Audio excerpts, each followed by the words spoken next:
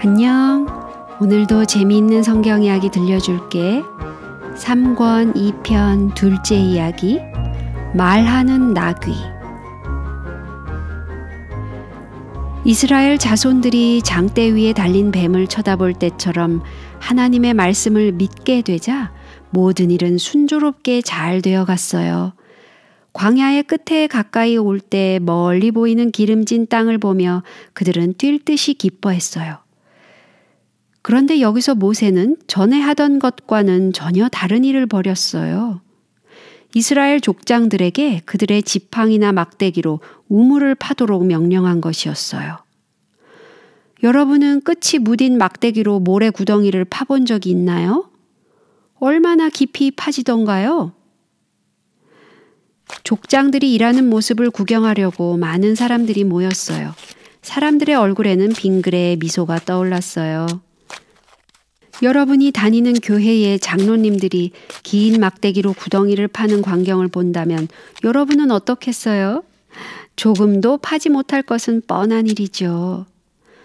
그런데 신기하게도 그들이 헛수고하며 파내려 했던 바로 그 모래 땅에서 샘물이 흘러넘치지 않겠어요?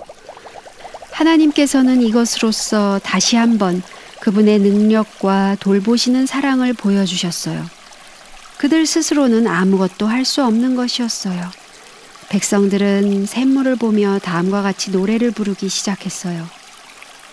우물물아 솟아나라, 너희는 그것을 노래하라. 그들은 행복에 넘쳤어요. 하나님께서 그들과 함께 계시는 새로운 증거를 본 거예요. 그들의 믿음은 행복을 가져왔고 그 행복은 처음으로 그들에게 승리를 가져왔어요.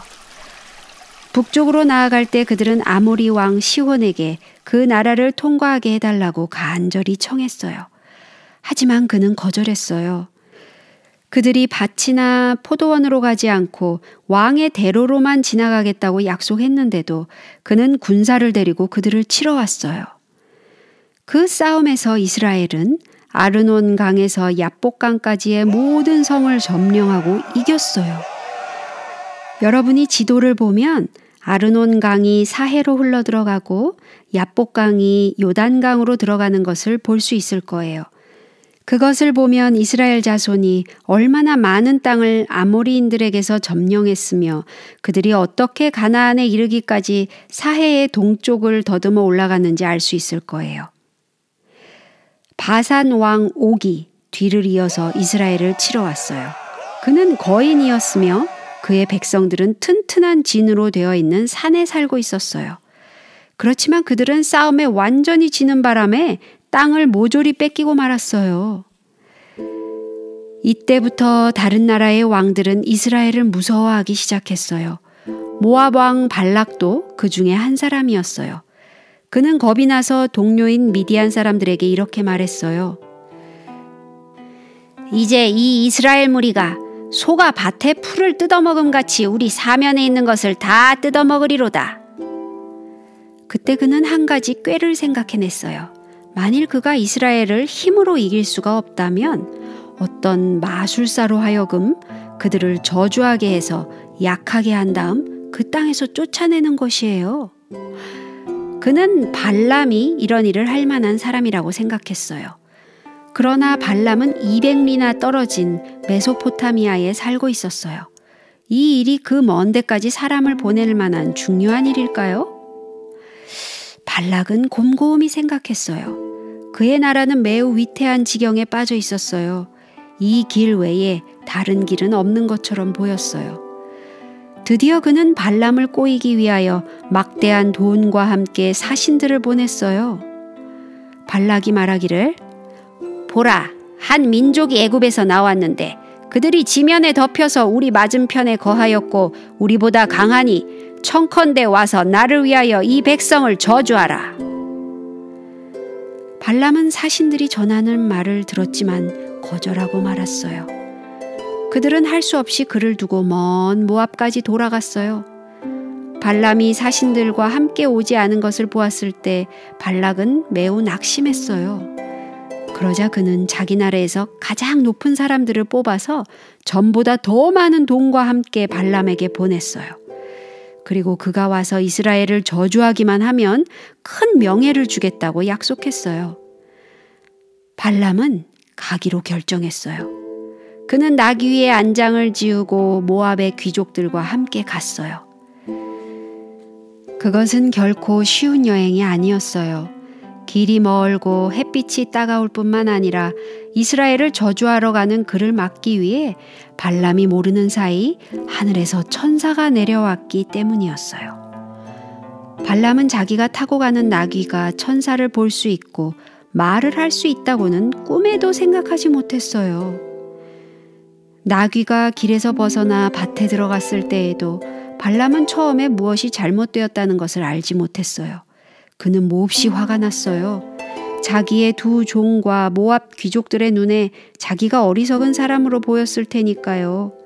물론 그는 나귀가 칼을 빼어든 천사를 본 것을 알지 못했기 때문에 그 불쌍한 나귀를 채찍질해서 길로 돌이키려고 했어요. 조금 앞으로 나아가던 나귀는 다시금 뒷걸음질 치기 시작했어요. 그들은 포도밭으로 난 좁은 길을 따라가고 있었어요. 양쪽에는 담이 있었어요. 그런데 갑자기 나귀가 무엇에 놀랐는지 담에 바짝 몸을 대는 바람에 발람의 발이 담에 눌려져서 으깨져 버렸어요. 그는 너무나 화가 나서 나귀를 힘껏 내리쳤어요. 이윽고 그들은 아주 좁은 곳에 이르러 더 이상 좌우로 피할 데 없는 곳에 오게 되었는가 봐요. 나귀는 그곳에서 또 천사를 보고 발람의 밑에 엎드렸어요.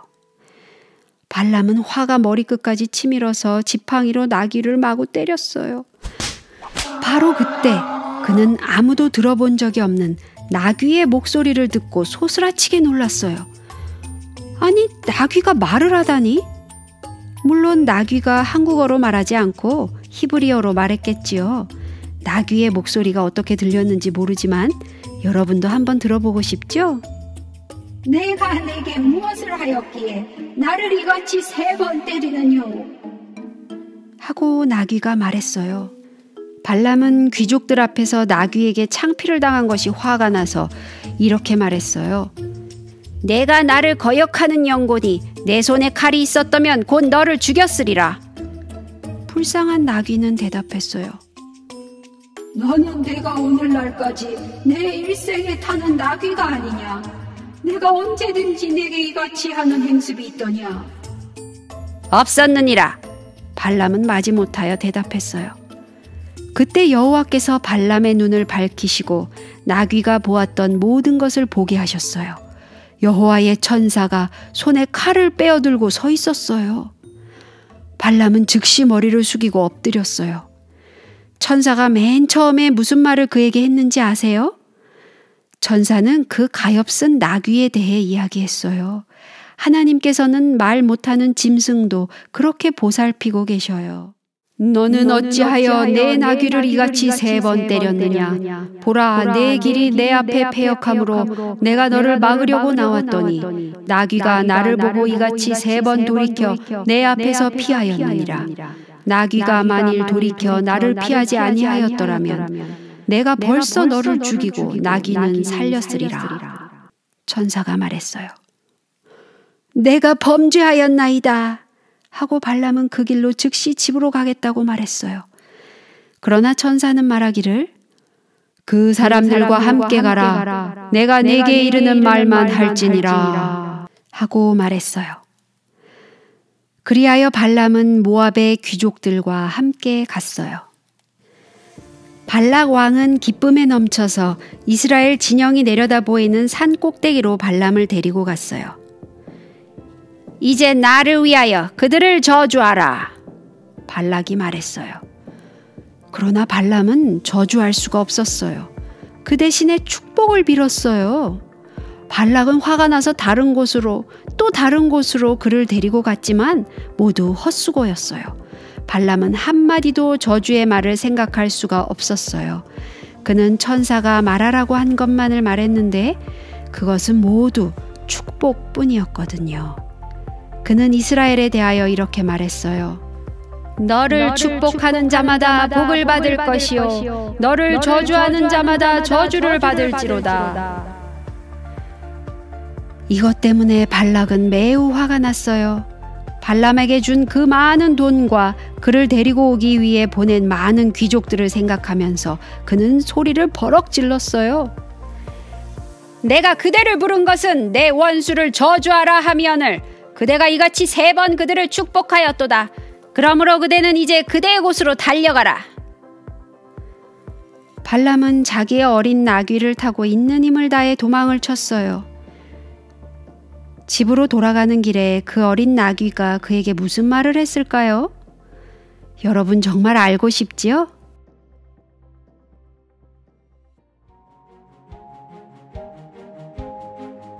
오늘 이야기는 여기까지야. 다음에 또 재미있는 성경 이야기 들려줄게. 안녕.